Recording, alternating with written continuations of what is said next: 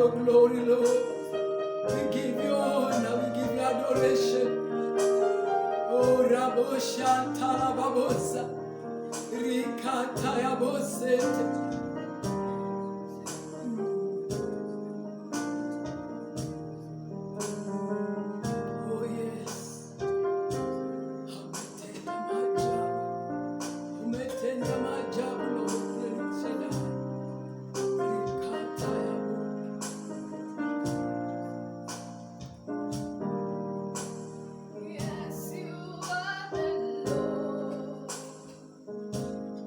Most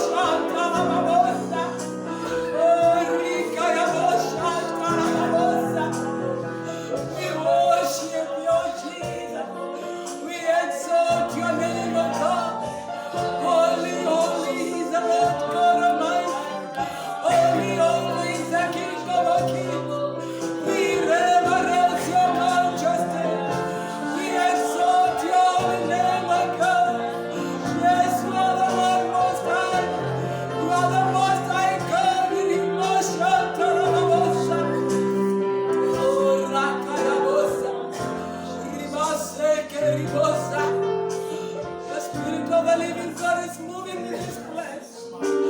Jesus is here to minister to somebody.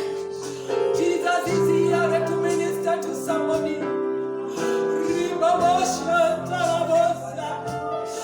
The glory of the Most High God is in the house. Just worship the Lord wherever you are. Worship the Lord wherever you are. We reverence your majesty, Jesus.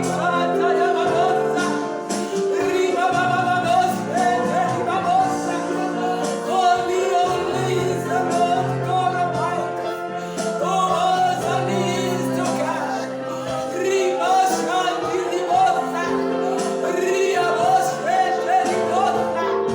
Holy, holy is the Lord God Almighty.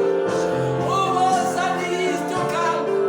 He reigns from generation to generation. We reverence your holy name, O God. Shantalababosik.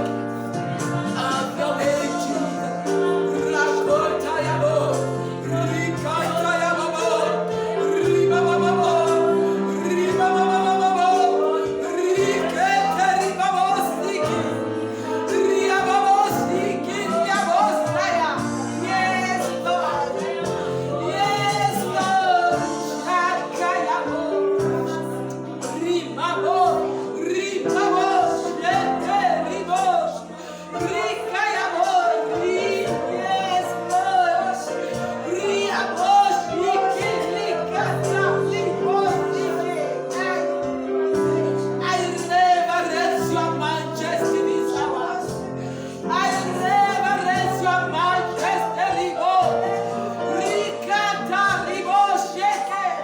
Holy, holy, holy, holy is the Lord God Almighty. Oh, and He is to come. He reigns from generation to generation. He reigns from everlasting to everlasting. We give you glory, Lord. We give you honor. We give you adoration. Have your way, sweet Holy Spirit. Oh, yes. Oh, yes.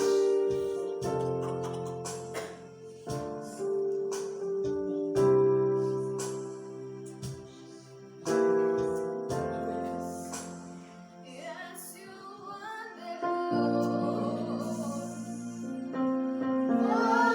Outside. Yes, you are the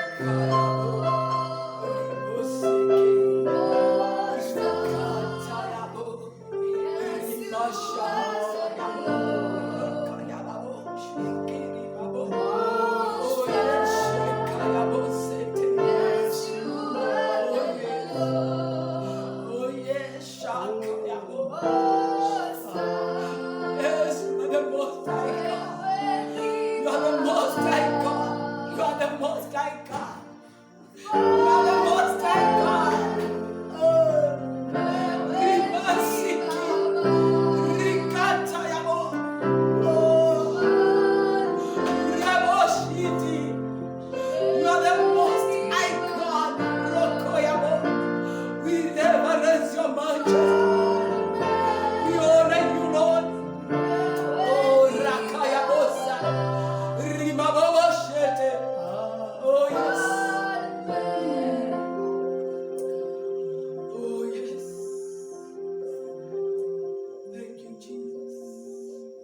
Everlasting Master, we appreciate your presence in this place. Thank you, Lord, for your glory in the house. Thank you, Jesus. Thank you, Lord, for your spirit in the house. Yes, Lord. We appreciate you, Jesus. We appreciate you, We Lord. appreciate you, Lord. We appreciate you. Shakayabosete. Thank you, Riboseke riabosa. Thank you, We Jesus. bless you, Redeemer. We honor you. Bless your name. We worship you, King of all glory. Jesus. Have your way, my Father. In Jesus' name that we pray and believe. Amen. Amen. Amen.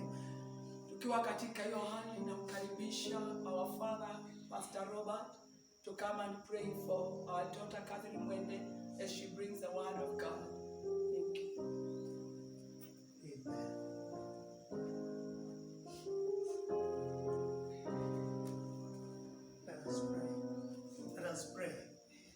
Father, in the name of Jesus Christ, the name that is above every other name, we thank you for this time you've given us to hear your word from my daughter Catherine. I commit her to your mighty able hands. Pray for a special coverage of the Holy Spirit upon her life. And as she speaks to your people, I pray that, Lord, you grant her utterance, that you are going to experience your power. You are going to be touched. You are going to be encouraged. You are going to be revived. You are going to be given hope to the glory of your name. We thank you and we honor your name. In Jesus' mighty name, I pray and I believe. Amen. Amen. Praise God. Amen.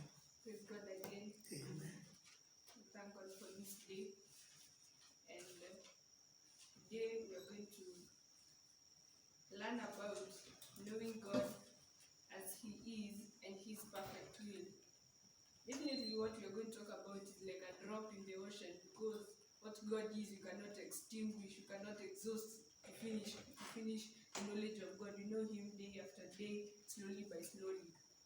Now, we know that God said that I'll have compassion on whom I'll have compassion. I'll have mercy on whom I'll have mercy. Esau have I hated, Jacob have I loved. So here, when now we're in the seed of Jacob by faith, when we believe in Jesus Christ, when he says that his brothers, sisters, and mother, not those who are waiting for him outside the gate, but whoever believes in his word and puts it into practice, he is in his family whole. And then when Jesus was giving his promises to Abraham, he said, unto you and to your seed, meaning not many seeds, but one seed, and this has been revealed in Christ.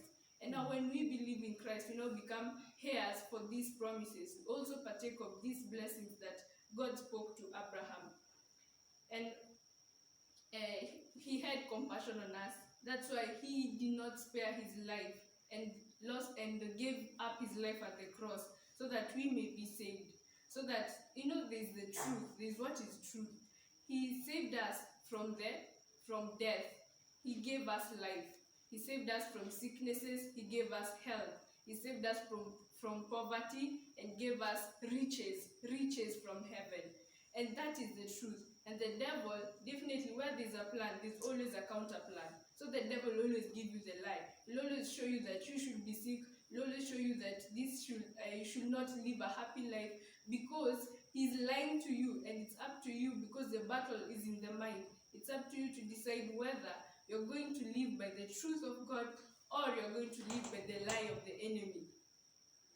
Let's see how serious God is about his love for us from the book of Numbers.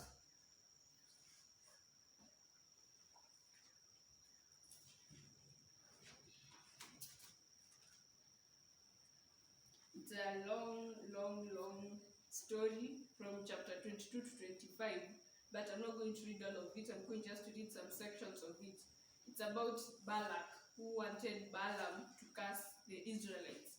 You see, Israelites had defeated the king Sihon and the king Og. They were passing through those cities so that they may get to the promised land. So they had to conquer them for them to pass through. Look, they had first told the king Sihon that they are going to pass through their country, and then let's look at verse 22, chapter 21, just a little bit. Let us pass through your country. We will not turn aside into any field or vineyard, or drink water from any well. We will travel along the king's highway until we have passed through your territory. But King Sihon did not listen to them. He organized all his army, and then they went to fight the Israelites. But God was always with them. Remember, he's the one who saved them from the Egyptians. So he was their king at that time.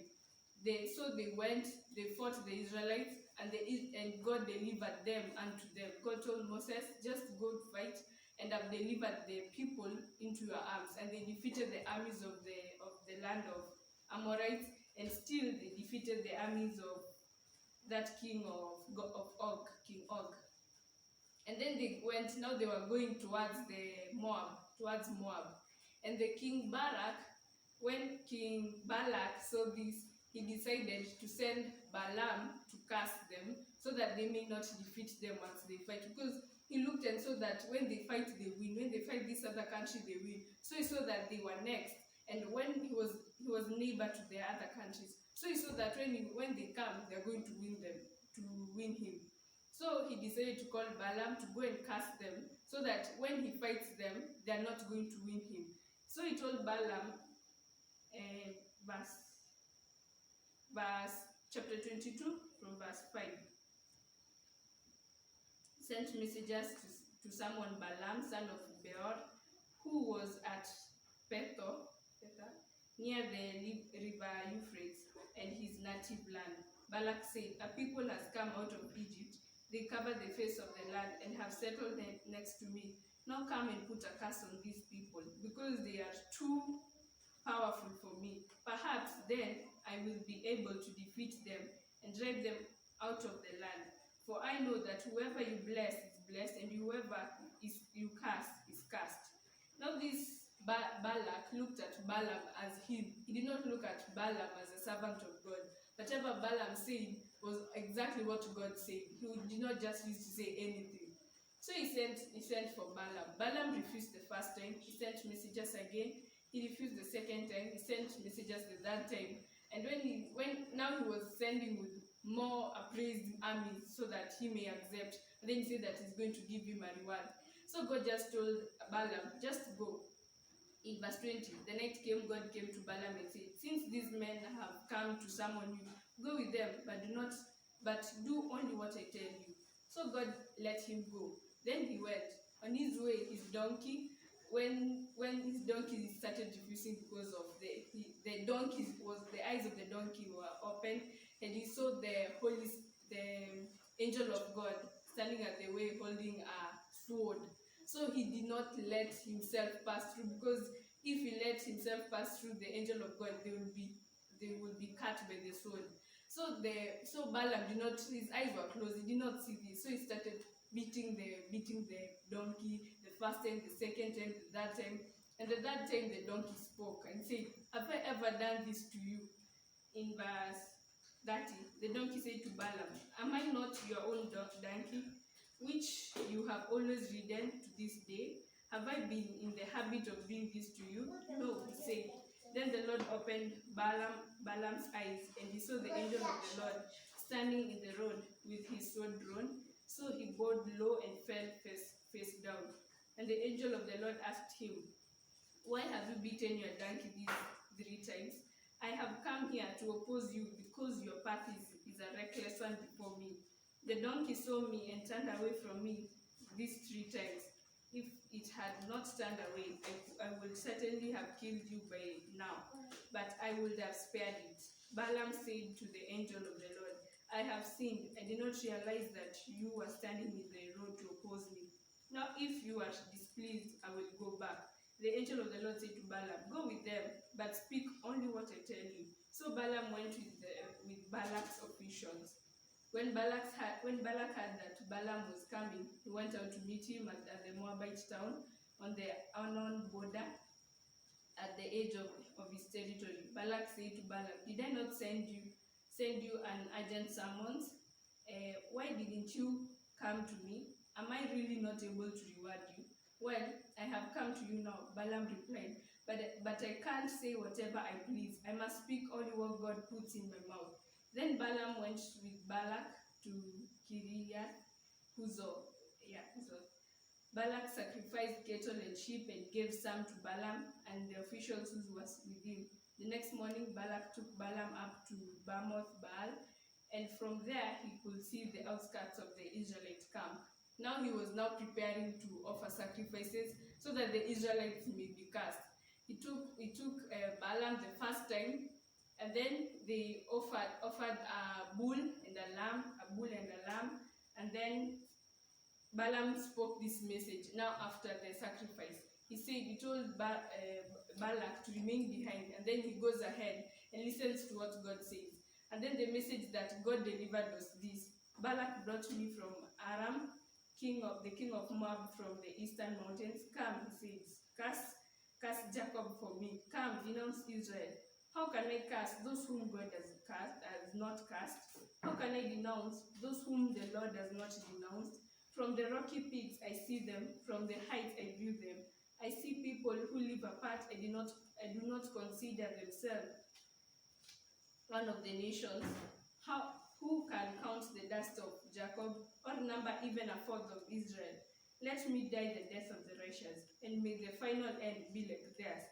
And then when Balak heard this, he asked him, what have you done to me? I brought you here to curse my enemies, but you have done nothing but bless them. He answered, must I not speak what the Lord puts in my mouth? That was the first time Balak wanted them to be cursed. And then Balaam knew that these people were blessed. And then God put that message in him. And then Balaam said, how can I curse those who God has not cursed? How can I denounce those who God has not denounced? And then Balak was very angry at these words. Sasa akamchukua akampeleka kwingine, akamwambia offer sacrifice, akaoffer sacrifice. Alafu message ingine ikatuma. This is the second time. Akasema verse 18, chapter 23. Then he spoke this message. Arise, Balak, and listen. Hear me, son of Zippor. God is not human, that he should lie, not a human being, that he should change his mind. Does he speak and then not act? Does he promise and not fulfill? I have received a command to bless. He has blessed and cannot change it. No misfortune is seen in Jacob. No misery is observed in Israel. The Lord their God is with them. The shout of the king is among them. God brought them out of Egypt. They have the strength of a wild ox. There is no divination against Jacob, no evil omens against Israel. It will now be said of Jacob and of Israel, see what God has done. The people rise like a lioness. They rouse themselves like a lion that does not rest till it devours its prey and drinks the blood of its victim. When Balak heard this, he said, neither curse them or bless them at all. And then Balaam answered, did I not tell you I must do whatever the Lord says? This is the second time. Once Balaam to curse the Israelites. And then the more he wants that, the more Israel is blessed. The more blessing Balaam speaks. He says that no misfortune is seen in Israel. No misery is observed in the Israelites. And then the third time, he took them to another place. You see, Balak took Balaam to another place so that he may see whether at least God can change his mind about Israel. And then God asked Balak, is God, Balaam asked Balaam, Balak was asked by Balaam, is God human that he changes his mind? Or is he like a human being that he should lie? And then the same thing was said. In fact, even more blessings were proclaimed unto Israelites. And then he went to the third time. They offered sacrifices, and then this message was sent. Verse 3, chapter 24. And he spoke this message, the prophecy of Balaam, son of Beor, the prophecy of one whose eye sees clearly, the prophecy of one whose ears hears the word of God, who sees a vision from the Almighty, who falls prostrate, and whose eyes are opened. How beautiful are your tents, Jacob, your dwelling places, Israel. Like valleys they spread out, like gardens beside a river, like aloes planted by the Lord, like cedars beside the waters. The water will flow from their buckets, their seed will have abundant water, their king will be greater than Agag, their kingdom will be exalted. God brought them out of Egypt. They have the strength of a wild ox. They devour hostile nations and break their bones in pieces. With their arrows they pierce them. Like a lion they crouch and lie down. Like a lioness who dares to rouse them. May those who bless you be blessed, and those who curse you be cursed. Now that's the third time. The blessing even became more. And then now what Balak wanted to be done to the Israelites came back to him. May those who bless you be blessed, and those who curse you be cursed. And then God spoke to Balaam very good things about Israelites. He said that they are like valleys that spread out, like gardens beside the river, like aloes planted by the Lord, like cedars beside the waters. Water will flow from their buckets. Their seed will have abundant water. Their king will be greater than Agag. Their kingdom will be exalted. And this is the kingdom of God that we are in. The Israelites are everyone who believes in Jesus Christ and puts his word into practice is an Israelite. Belongs to the tribe of Israel. And then Balak did not believe this. And then the fourth time, they offered sacrifice. And then this message was sent. The prophecy of Balaam, son of Beor. Let's look at verse 17. I see him, but not now. And behold him, but not near. A star will come out of Jacob. A scepter will rise out of Israel. He will crush the foreheads of Moab, the skulls of all the people of Sheth. Edom will be conquered. Syria, his enemy, will be conquered, but Israel will grow strong. A ruler will come out of Jacob and destroy the survivors of the city. Now here he prophesied about the birth of Jesus Christ when he said that a star will come out of Jacob. Now that is Jesus Christ. And he came and the world was shaken. The grace of God came to everyone, even those who are not Israelites by blood, but are now Israelites in the spirit by faith. And then the fifth time he said a message again, and Amalek